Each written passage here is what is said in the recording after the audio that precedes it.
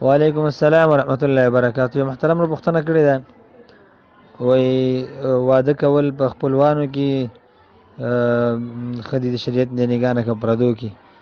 محترمه، په شریعت کې دا کومه پابندي نشته چې خپلوانو کې یا واده وکړه یا په پردو کې وکړه، او خو تجربې نه داسې معلومه شوې ده چې اکثر ودونه خپلوانو کې وشي هغه ښه وي په نسبت د پردو.